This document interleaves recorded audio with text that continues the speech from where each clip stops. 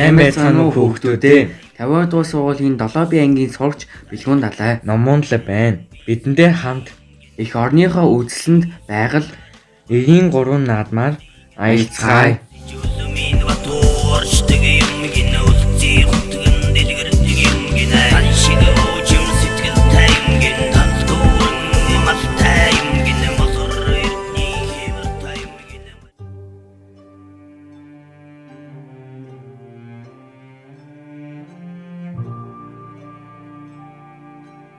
Арван 3 дугаар зууны Монголын нууц товчоонд бичснээр наадмыг 3 дугаар сар буюу 7 дугаар сард тэмдэглэдэг байжээ.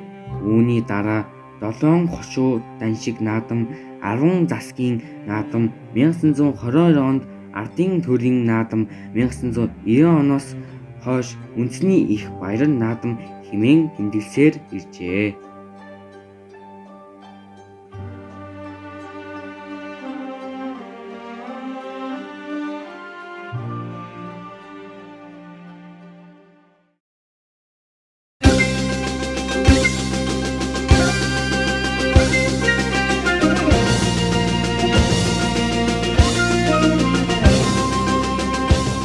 Бүх барилдах, морь уралдуулах, нум сум харахыг дээр үеэс 93 наадам хэмээдэг билээ.